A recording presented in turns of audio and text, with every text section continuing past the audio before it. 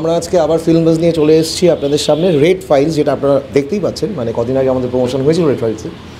Red files নিয়ে কথা বলবো, কিন্তু সবার আগে যেটা হচ্ছে, রেড বলতে কি মনে পড়ে? সিগন্যালে স্টপ। তোমার কি মনে পড়ে লাল বললে? Red flag. Red flag. ये लाल रंग कब मुझे छोड़ेगा। গোলাপ। গোলাপ। রক্ত। রক্ত। কেউ ডেঞ্জার বলেনি, ভালো লেগেছে। শুধু ও সিগন্যাল বলেছে, কেউ প্রেমের কথাও বলেনি, এটা আরও ভালো লেগেছে। গোলাপ, হ্যাঁ হ্যাঁ, গোলাপ প্রেম। তো এখানে যে বিষয়বস্তু, আসলে মজা করতে গেলেই না বারবার ভয় লেগে যাচ্ছে। এই যে টপিকের ফিল্মটা আসলে খুবই গুরুগম্ভীর একটা বিষয়। সেখানে দীপ্তাজির কাছে একটা, মানে আমি যাই প্রথম প্রশ্ন, সেটা হচ্ছে যে সত্যি কি সেফ কলকাতা রেপের বিষয়? কলকাতা অনেক সেফ। ভারতবর্ষের অন্যান্য শহরের তুলনায় আমি বলবো কলকাতা অনেক অনেক সেফ। কিন্তু তা বলেও কি এরকম ঘটনা ঘটে না? ঘটেছে তো, অনেকবার ঘটেছে। কিন্তু আমাদের একটু বাইরের দিকে তাকালে দেখবো কলকাতা, বিশেষ করে দিল্লি, গুজরাট, বিভিন্ন জায়গা, অনেক সেই সমস্ত জায়গার থেকে আমাদের কলকাতা এখনও অনেক সেফ। কারণ এখনও আমরা রাত্রিবেলা সিনেমা দেখে বাড়ি ফিরি, নাটকের শো করে বাড়ি ফিরছি। কিছু কিছু জায়গা আছে যেগুলো খুবই, সে তো সব শহরেই থাকে, কিন্তু আমি বলবো মানে কম্পারেটিভলি কলকাতা অনেক বেশি, অনেকটা সেফ। এবার ছেলেদের কাছে, মানে এখানে ছেলে তো আমরা দুজন বসে রয়েছি, রেপের সঙ্গে তো যুক্ত আরেকজনই থাকে, মানে সেটা হচ্ছে একটা ছেলে, একটা পুরুষ। সেক্ষেত্রে কী মনে হয়, মানে তাদের যে শিক্ষা, সেখানে কোনো সমস্যা রয়েছে? তার জন্যই কি এই রেপ, না কোনো অন্য কারণ রয়েছে? হ্যাঁ, পুরোটাই না মানসিকতার ওপর। মানে নিচু মানসিকতা বা ঠিকঠাক আপব্রিঙ্গিং না হলে তাদেরই এরকম পারভার্সন আসে। তাদেরই মনে হয় যে এরকম যেটা পাইনি সেটা ছিনিয়ে নেবো, এরকম একটা মেন্টালিটি চলে আসে। তো এইটা পুরোটাই না একটা মানসিকতার ব্যাপার। সাইকোলজিক্যালি তুমি কি দেখছো এখানে? তুমি তার উপর, সেইটার উপরেই ক্যারেক্টার করছো। তুমি কি বলবে যে সত্যি কি শুধু তাই, নাকি আরও কিছু কাজ করে? না, রেপ যে একটা ক্রাইমটা যে একটা ছেলেই করবে, that is also not specific. Wonderful, right. ক্রাইমটা সেটা জেন্ডার স্পেসিফিক নয়, সেটা ভিকটিমটাও জেন্ডার স্পেসিফিক নয়, মানুষের উপরে হচ্ছে, অ্যানিমালসের উপরে হচ্ছে। সো ওটা কিছু না। হ্যাঁ, এবার তোমার রিজনস অনেক কিছুই হতে পারে, তো দ্যাট ডিপেন্ডস, টোটালি ডিপেন্ডস। আচ্ছা, এই যে রেপের জন্য যে ক্যাপিটাল পানিশমেন্ট আমাদের এখানে যেটা রয়েছে, মানে সেটা মানে কীভাবে দেখো? মানে এটা কি আরও বাড়ানো উচিত, ক্যাপিটাল পানিশমেন্ট হওয়া উচিত, না যেরকম যে প্রসেসে চলছে এটাই থাকা উচিত? না, আমার তো মনে হয় যে রেপের রেপের শাস্তি হওয়া উচিত একদম মৃত্যু, এর আলাদা কোনো শাস্তি হওয়া উচিত নয়। তবে হ্যাঁ, এই বিষয়টা যদি এই রুলসটা যদি চলে আসে, তাহলেও কিছু উইক পয়েন্ট থেকে যাবে, যে তাহলে হয়তো অনেকেই ফ্রেমড হবে, হয়তো কিছুই হয়নি কিন্তু রেপ বলা হবে। তো সেগুলোও একটা ভাবনা চিন্তার বিষয়। কারণ ওই যে ও বললো না যে রেপটা তো শুধুমাত্র ছেলে মেয়ের মেয়ের ছেলের বা বিষয় নয়, হ্যাঁ, মানে ইভেন অ্যানিমালরাও এই ধরনের ঘটনার শিকার হচ্ছে। তো সেখানে দাঁড়িয়ে মানে লটাকে একটু স্ট্রং হতে হবে, এবং যারা এই ধরনের বিষয় নিয়ে ইনভেস্টিগেট করছে তাদেরকে আরও বেশি পাওয়ারফুল হতে হবে, যাতে অ্যাকচুয়াল রেপিস্ট শাস্তি পায়, কোনো ইনোসেন্ট যাতে না পায়। এবার এই যেরকম এই যে অ্যাকচুয়াল রেপিস্ট শাস্তি পায়, এই ঘটনাতেই তো এতগুলো বছর গেছে, তাও আমরা জানি না কি ঘটেছে। এরকম তো হয়তো হাজার হাজার লক্ষ লক্ষ হয়তো কেস হয়েছে।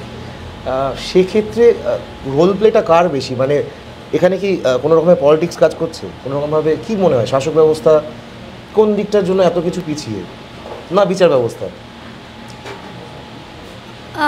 সব মিলিয়ে মিশিয়েই হয়তো হচ্ছে।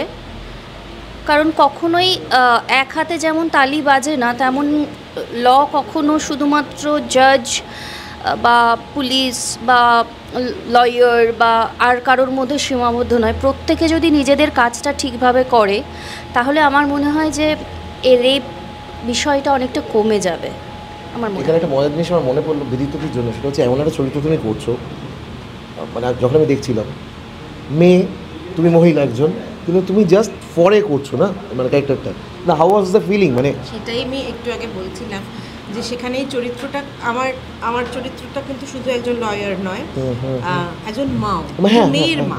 তো সেইখানে সেই যে দ্বন্দ্বটা, আমার একটা মেয়েও রয়েছে, তারও এরকম একদিন হতে পারে, এইটা আমার মাতৃত্ব, মানে ওদিকে কাজ, ওদিকে হচ্ছে কাজ, এই দুটোকে ব্যালেন্স করা, এটা করতে গিয়ে মানে খুবই আমাকে বেগ পেতে হয়েছিল। মানে যখনই ভাবতাম সিনগুলো করে এসে তখন বেশ হয় না, এক একটা চরিত্র করতে গিয়ে কিরকম যেন মানে একটু ঘেটে যাই আমরা। তো এই শুটিং করার সময় আমার মনে আছে কোর্টরুমের সিনগুলো করার পর আমার সমস্যা হয়েছিল। তোমার কাছে একটু যাই, সেটা হচ্ছে এরকম সিরিয়াস টপিকে মানে কাজ, এই যে ভাবা হলো, এক তো হচ্ছে অনেক রকমের প্রেশার থাকে এরকম একটা কাজ করতে গেলে, যেহেতু সব কিছু জড়িয়ে, পলিটিক্যাল অ্যাসপেক্ট অনেক কিছু জড়িয়ে, এত বছর আগের কেস, মানে সাহসটা করতে গেছে জোগালে? সাহস তো জোগাতে হয়নি, আমরা তো এটাকে প্রথম যখন গল্পটা নিয়ে ভেবেছিলাম তখন পলিটিক্যালি তো এটাকে আমরা রূপ দিতে চাইনি, আমরা রেপটাকে এই 1990 সালেও যেটা হচ্ছে আজও সেটা হচ্ছে সেটাকে, কিন্তু এটা ঘটনাচক্রে পলিটিক্যাল জড়িয়ে যায়, মানে সব ঘটনার মানে রেপের ক্ষেত্রে বাইরে। হ্যাঁ, মানে আমাদের এখানে খুব এটা হয়ে যায়, তার জন্য না ওটা জড়িয়ে মানে গিয়েছে, মানে যে সময়টা, এখন সময়টা যেহেতু এখানে স্পেসিফাইড, সেই জন্য সকলে হয়তো এটাকে ভাবছে সেই সময়কার সরকারের মানে ঘাটতি বলবো, এখন সেটা হয় না, দুটোই রয়েছে আমরা যা দেখেছি, ট্রেলারে যা দেখতে পেয়েছি। এটা সরকার, আমি বলবো এই রেপটা না বাড়ির থেকে প্রথম হচ্ছিল অঙ্কুরোদ্গম, মানে মা যখন সন্তানকে শেখাচ্ছে, মানে অন্যায়টাকে যেন প্রথম থেকেই বুঝিয়ে দেয় এটা অন্যায়। মানে বাচ্চাকে যদি আপনি প্রথম একটা জলের গ্লাসে যেরকমভাবে জলটা দেবে সেটা শেপ নেবে, তো এবার বাচ্চাও সেভাবে তৈরি হবে, তাকে যেরকমভাবে আপনি শেখাবেন। এবার আমাদের দেশে যেহেতু অনেক রকমের মানে একদম লোয়ার ক্লাস আছে, মিডিওকার, আপার ক্লাস, এবার মেন্টালিটি তো এর সাথে ডিফার করে, যার জন্য কি হয়েছে আমাদের রেপটা লোয়ার ক্লাসে যেটা হচ্ছে সেটা আমরা জানতে পারছি না, কিন্তু মিডল ক্লাস বা আপার ক্লাসে হচ্ছে সেটা পলিটিক্যালি ছড়িয়ে যাচ্ছে খবরের মাধ্যমে, সোশ্যাল ইয়ের মাধ্যমে। ঠিক, একদম। এবার এখানে এই যে আপনি যে বললেন শিক্ষার কথা, তোমার কি মনে হয় একদমই সেক্স এডুকেশন কি আমাদের এখানে হচ্ছে? ভীষণভাবে মানে হওয়া দরকার, কিন্তু হচ্ছে আগের থেকে। আমাদের ছোটবেলায় গুড টাচ ব্যাড টাচ আমাদের স্কুলে শেখানো হতো না, কিন্তু আমার মেয়েদের তো শেখানো হচ্ছে। কাজেই আমি বলবো কিছুই হচ্ছে না সেটা বলবো না, একেবারেই নিরাশার কথা আমি বলবো না, হচ্ছে, কিন্তু আমার মনে হয় যে সেক্স এডুকেশন তো ভীষণভাবে মানে ম্যান্ডেটরি করে দেওয়া উচিত সব স্কুলের জন্য। তোমার প্রথম কাজ, দেখো এমন একটা কাজের সঙ্গে যুক্ত হয়ে পড়লে যেখানে এরকম একটা চরিত্রের মানে ঘটনা, এটা করতে গিয়ে তোমার নতুন কি করে কি চিনলে, মানে এই যে নারী সত্তা, নারী, এই যে বিষয়টা আরো একটুখানি কি জাগরণ ঘটলো মনের মধ্যে, না ছিল ভেতরে? না মানে আই উডেন্ট সে পুরো ছিল, বাট অবভিয়াসলি এত একটা মানে সত্যি ঘটনা, তাও আবার ক্রাইমটা, তাও আবার রেপ নিয়ে, যখন অবভিয়াসলি একটা নিজের প্রতি একটা এসেছে। আর এরকম সুপুরুষ মানে পুলিশ অফিসার আমরা কম দেখি, সেটা আমরা দেখতে পাবো এবার আর কি। সেক্ষেত্রে তোমার কিরকম লেগেছে যখন বলেছিলে যে পুলিশ অফিসার হবে এবার, তুমি একটু অবাক হওনি? না, পুলিশ অফিসার এটা ফার্স্ট টাইম করছি। বিষয়টা হলো আমি তো তখন জন্মাইনি যখন, বা যেই ঘটনাগুলো ইন্সপায়ার হয়ে গল্পটি লেখা, তো সেই সময় তো আমি হইনি। তো আমার কাছে যখন স্ক্রিপ্টটা আমি প্রথম পড়ি, তো আমার স্ক্রিপ্টটা খুব ভালো লেগেছিল। মানে আমি তো অ্যাজ অ্যান অভিনেতা আমি গল্পটাই দেখব, পরে তো কাজ করতে গিয়ে তখন জানতে পারি যেটা হয়তো সত্যি ঘটনার সাথে কিছুভাবে কোনো না কোনোভাবে লিঙ্কড। বা তবে যেই জিনিসগুলো দেখানো হয়েছে সেটা যদি আমি এটাকে টোটালি ফিকশনালও ভাবি, কিন্তু এটা কিন্তু আজকের সমাজের একটা বাস্তব ঘটনা যেগুলো ঘটে থাকে, এবং প্রত্যেকটা ক্রাইমের সাথেই কোনো না কোনোভাবে গিয়ে দেখছি এখন খবরের চ্যানেল খুললেই দেখা যায় যে মানে প্রত্যেকটা ক্রাইমের সাথে কোনো না কোনোভাবে পলিটিক্স জড়িত। প্লাস প্রাইমটাই বিক্রি হচ্ছে, প্রাইমটা বিক্রি হচ্ছে, প্রাইম টাইমে বিক্রি হচ্ছে। এটাই অদ্ভুত, মানে দুঃখজনক ব্যাপার, কিন্তু এটাই বাস্তব। একদম। এখানে দুজনকে আমরা পাইনি, মমতাজকে আর কিঞ্জলকে। এবারে তোমাকেই জিজ্ঞাসা করছি, যেহেতু তোমার অপোনেন্ট ছিল, কতটা ভালো লেগেছে তোমার ওর কাজ? কিঞ্জলের অভিনয় আমি আগে দেখেছি, কিন্তু কাজ করার সুযোগ এই ছবিতেই প্রথম হলো। খুবই ভালো কো অ্যাক্টর, খুবই ভালো লেগেছে কাজ করতে, খুব ব্রাইট, ইয়াং, খুবই সম্ভাবনাময় একজন অভিনেতা। এটা একদম আমার সবার সহমত একদম। আর মমতাজের যে চরিত্রটা, মানে বলতে পারি মানে কার আদলে করা? না, এটা তো একটা ফিকশন, ওই জন্য ওরকম কোনো কিছু আমরা ভাবতে পারি না, কিন্তু আমরা একটা কল্পনায় রয়েছি, কিন্তু দেখে আমরা যারা দেখছি, আমরা যে চরিত্রটা তৈরি করেছি এটার সাথে কিন্তু কোনো লিঙ্ক নেই, কোনো একদমই নেই। ওকে, হ্যাঁ, ওকে আমরা মানে ওর মাধ্যমে আমরা সবকিছুতে আচ্ছা সবকিছু দেখি। বেশ বেশ বেশ। থাক ওপেন এন্ডেডই থাক, লোকে যে যেরকম ভাববে ভাবো। হ্যাঁ আমরা যেমন একটা ভাবনায় ও চলে যেমন আসলাম। ভেবেছে, কি ভেবেছে শুনি। হ্যাঁ রোমান্টিক কথা ভেবেছি না নয় একদম আচ্ছা। যেমন এটা তো আর ভাবনার কিছু নেই আর কি, লোক দেখে কিছু বলছি না। এটা এই ভাববে হ্যাঁ হ্যাঁ এটা এই ভাববে, আর বিটটা বি ভাববে, যেটা আমি পোস্টারে দেখতে পাচ্ছি। ওয়ান্ডারফুল। ভাবছি না। আমরা কিছু বলবো না শুধু। আমরা বলছিও না, ভাবছিও না। এবার তোমাদের সবার কাছে একটাই জায়গা, সেটা হচ্ছে ডিউরিং শুটিং যে খুশি বলতে পারে এটা, সেটা হচ্ছে কোনো এমন কোনো ঘটনা ঘটেছে যেটা মনে থাকবে সারা লাইফ এই ফিল্মের জন্য। রিডিকুলাস হতে পারে, হাস্যকর হতে পারে। কিংসুকদা পথ দিয়ে না হেঁটে ঘাস দিয়ে হাঁটতো। মানটা কি? কেন? ভাবনা ভাবনা করতে করতে না, ভাবতে ভাবতে সব এরকম চুলকাতে পরের চুলকাতে শটটা কি গাছ নেবে চুলকাতে ভাবতে চুলকাতে ভাবতে রাস্তায় হঠাৎ হাঁটছে দেখছি না। হয়তো শুট এখানে চলছে, প্রায় 1 কিলোমিটার দূরে এগিয়ে চলে গেছে, গেছে। চলে গেছে হাঁটতে হাঁটতে। আমি তো ভাবছিলাম। ওয়ান্ডারফুল। আর কিছু মজার মনে পড়ছে? না আসলে আমি আমার অন্তত যে কদিন শুটিং ছিল সেটা ভীষণই চাপের, কারণ চাঙ্ক ডায়লগ একসাথে করছি। হ্যাঁ, সেই ডায়লগগুলো মুখস্থ করে, তারপরে কিঞ্জলের মতো সহ অভিনেতা আরও সব ছিল, দেবপ্রসাদ ওরা সব ছিল। আর সকলের সঙ্গে আমার শুটিংগুলো বেশ চাপের গেছে, মানে সেটাই আমি বলছি। আমি খুব একটা মজা, অন্যান্য শুটিংয়ে যেরকম অনেক মজার ঘটনা সেটা ঘটাই, এক্ষেত্রে হয়। সেটা এখানে আমি খুব সুযোগ হয়। চান্স পাই। আচ্ছা তোমাকে কেউ কোনো নাম ধরে খেপায়নি? নামটা বলতে হবে না, মানে ডিউরিং শুটিং। সব সময় খেপিয়েছে, এখনো খ্যাপা এখনো খাপায়, আর হয়তো খাবারটা বাড়বে। বেড়েই এবার তো চলেছে। আরো বাড়বে, এবার তো আরো বাড়বে। দিন দিন বেড়েই চলেছে। ইভেন কালকে একটা কাজ করো, ওই লুকটা নিয়ে নাও এবার। কালকে আমি একটা ব্যাড আইডিয়া অ্যাকচুয়ালি, লুকটা নিয়ে নিতে পারি। লুকটা নিয়ে নিতে পারো। নেওয়া যেতে পারে, আচ্ছা ভালো হ্যাঁ, ওই লেগেছে আমার চরিত্রের জন্য লুকটা। তোমার মানে যেহেতু একজনকে ভেবে করা বা যাই হোক হোয়াট এভার, ওই আগের দিন আমি তোমায় তোমার জিজ্ঞাসা কে করছিলাম। বলেছে বলো তো ভেবে করা? ভেবে করা তো দেখে আমরা বুঝতেই পারছি সবাই, মানে এটা কিছু করার নেই। ভালো লেগেছে তোমার ভালো লেগেছে, তুমি ডিজাইন করেছো, সমস্ত কিছু সাজিয়েছে না গুছিয়েছো, না, ভালো তুমি লেগেছে। তার জন্য বলে- কতটা বেশি নিজেকে মানে ফলো করতে বসেছো চালিয়ে, যে একটু দেখি ওনাকে। না সে তো রোজই দেখি, আচ্ছা মানুষকে তো রোজই দেখি, এরকম অনেক reveal করবে না। ব্যক্তিত্বদের আমি প্রচুর দেখি, রোজ টিভি খুললেই সকলকে দেখা যায়। মিম দেখি, মিম দেখি, এটা ভালো বলেছো। এটা দারুণ ছিল। হ্যাঁ এটা এটা এড়ানোর তো উপায় নেই। এড়ানোর উপায় নেই, এটা তো আমাদের কলকাতা শহর। টিভি খুললেই দেখা যায়। এইবার এই যে টপিকে ছবি হলো, কি মনে হয় মানে এখন অবধি তো এরকম সমাজ সচেতনমূলক অনেক ছবি হয়েছে, মানে এটা বলছি না রেপ ইজ আ ইস্যু, এরকম অনেক ইস্যু নিয়ে কাজ হয়। এবার সেক্ষেত্রে ছবি কতটা ইম্প্যাক্টফুল, এটা প্রশ্ন। মানে আমরা বানাই আমাদের কাজই এটা, কিছু করার নেই। না ছবি তো ইম্প্যাক্টফুল বটে, সেটা মানুষের কাছে পৌঁছে দিতে হবে, সেটা চেষ্টাটাই করতে হবে, সেটাই আমরা এখন করছি। ছবিটার প্রমোশন যত করে সেটা হচ্ছে রেপ নিয়ে কিন্তু সিনেমাটা, কিন্তু মুভিটা যখন সবাই দেখবে রেপকে কিন্তু এখানে ভালগারিটির মতন দেখানো হয় right, না, right. সেভাবে দেখানোই হয় না, দেখানোই হয়নি। Okay, এবং কিন্তু তার মধ্যেও কিন্তু হিংস্রতা, মানে একটা হয় না মানুষের মধ্যে একটা মানে ভেতর থেকে একটা অনুভূতি আসবে, কষ্ট আসবে, কিন্তু দেখো না। এবং এই ছবিটা সেন্সর বোর্ড কিন্তু এইউ দিয়েছে, ও আচ্ছা আচ্ছা, এবং সবাইকে okay. নিয়ে দেখার মতো। ওকে বাহ, এটা দারুণ একটা খবর। হ্যাঁ, এটা রেপ অথচ সবাইকে নিয়ে দেখার মতো, মানে সেইভাবেই ডিজাইনটা করা হয়েছে। বাহ, এটা খুব ভালো, ভেরি গুড, দারুণ। মানে এটা এখন ভাবে না, এখন ওটাই সেলিং পয়েন্ট হয়ে যেত মানে ছবি বানাতে গেলে। মানে যারা 90 সালের এই ঘটনাটা জানে, কি বিভৎসভাবে তাদেরকে একদম। খুন করা হয়েছিল এবং যেভাবে রেপ করা হয়েছিল, সেই বিভৎসটাও কিন্তু এর মধ্যে আছে, আরে বাস, অথচ সেটা আপনি দেখতে পাবেন না, feel ফিল করতে পারবো শুধু।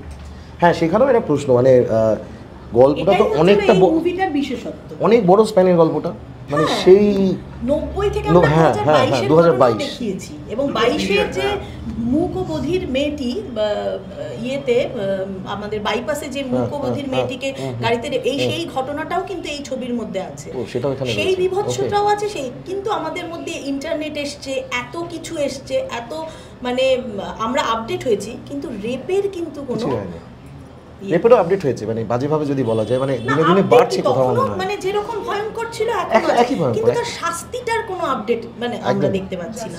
তবে আরেকটা জিনিসও আছে, এখানে শুধু রেপ নয় কিন্তু আরো বেশ কিছু স্ক্যামের কথা হ্যাঁ, বলা হয়েছে। একদমই তাই, অনেক রকম বিভিন্ন রকম করাপশনের কথাই এর মধ্যে আছে। এই প্রসঙ্গে না একটা জিনিস মনে পড়ে যাচ্ছে, সেটা হচ্ছে এই যে রেপ যেটা রিয়েলিটিতে হচ্ছে ইজ ফাইন, মানে ফাইন মানে একদম শাস্তি পাওয়া উচিত। কিন্তু তাছাড়াও এখন এই যে কলেজে বা অফিসে অ্যাকুজিশন হচ্ছে, রেপের ফলস অ্যাকুজিশন হচ্ছে।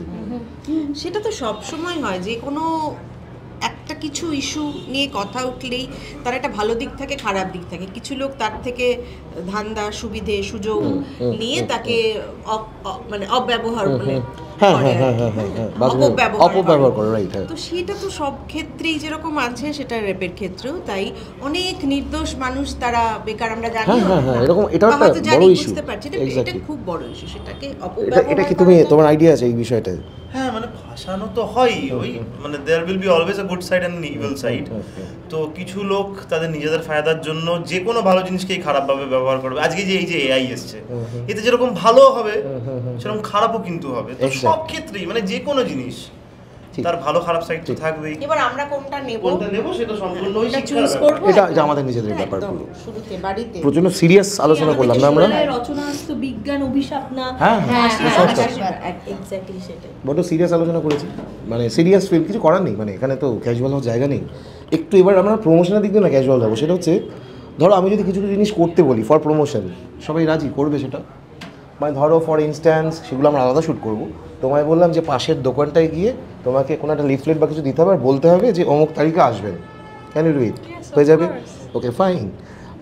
তোমায় বললাম নাচ করতে পারবে তো? হ্যাঁ, কারণ আমি দেখেছি, আমাকে নাচতে দুজন মামে একসাথে হবে, তাহলে ডান। ভিতরে কি করবে তুমি? গোটা একটা ফুচকা, আমি গোটা এক প্লেট ফুচকা খেয়ে বাড়ি যাব। ফুচকা খেয়ে বাড়ি যাবে আর একটা গান গাইবে তারপরে, তাই তো?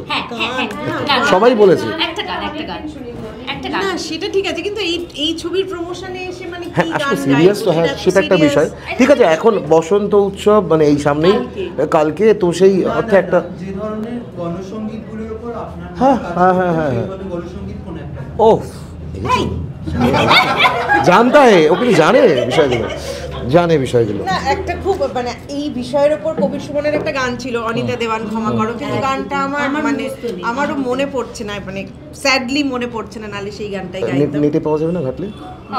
লিরিক্স পাওয়া যাবে না কোনো রকম ভাবে? আচ্ছা আমার এই মুহূর্তে একদম খুব ভালো। হ্যাঁ এটা খুব ভালো ছিল, এটার উপরে অনিতা দেওয়ান ক্ষমা। আর তুমি কি করবে? রাস্তা থেকে ওরকম ভাবে হাঁটবে, রাস্তা দিয়ে একটা অন্য কিছু দিয়ে দিচ্ছি, চটিটা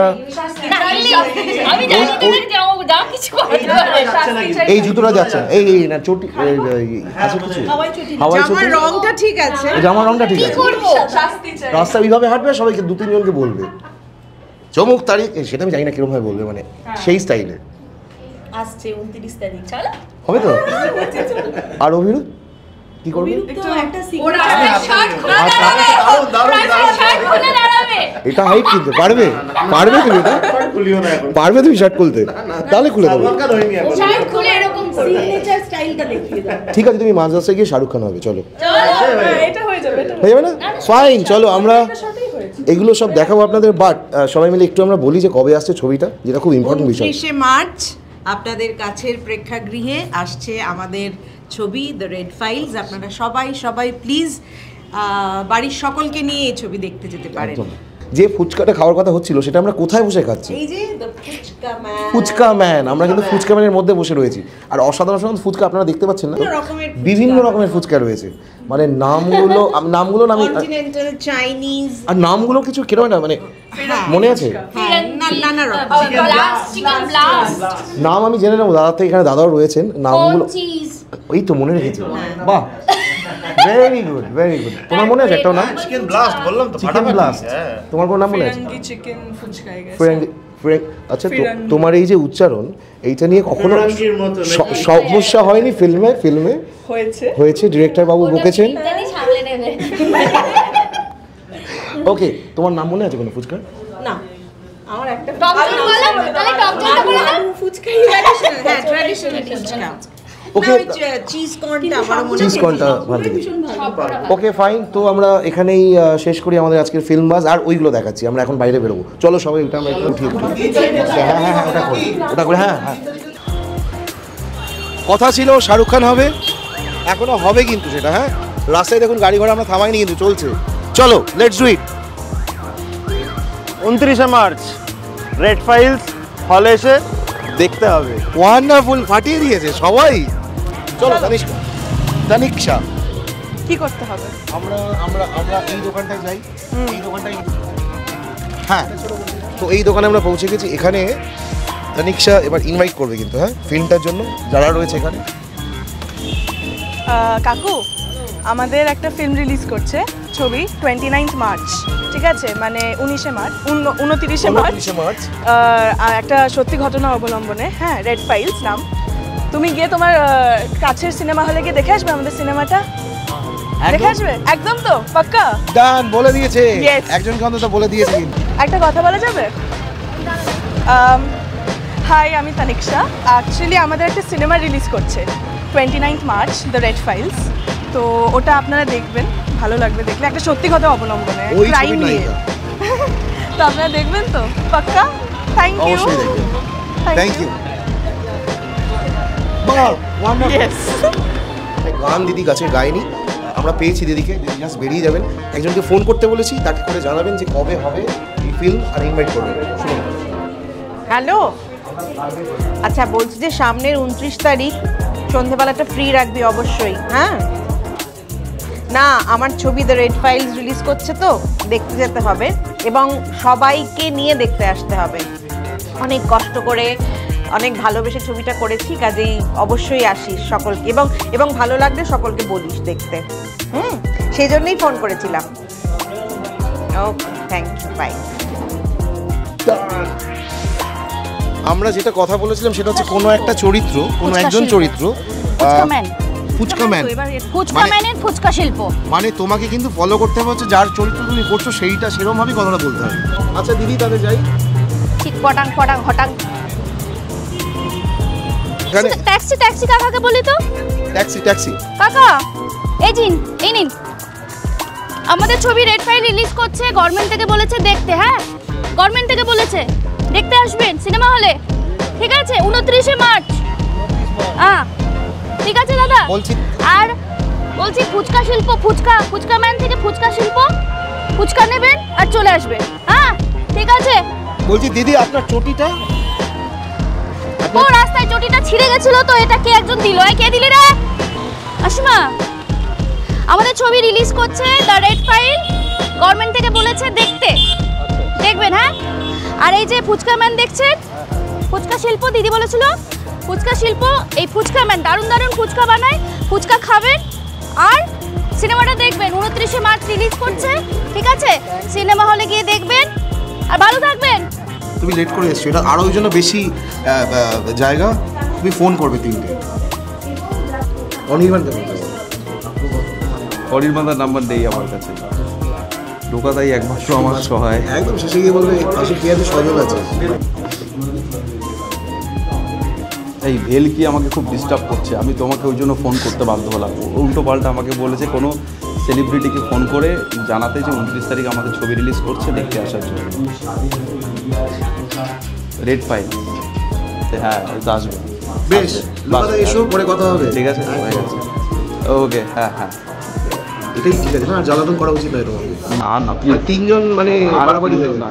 আগে যেটা আপনারা দেখেছিলেন, শুনেছিলেন, সেটা হচ্ছে নাচকেও একটা দেখানোর কথা, কিন্তু সামহাউ নাচটা আমরা তার কাছে দেখছি না, আমরা ট্রান্সফার করে দিয়েছি নাচটা নায়িকার কাছে। আমরা এবার দেখব নাচ।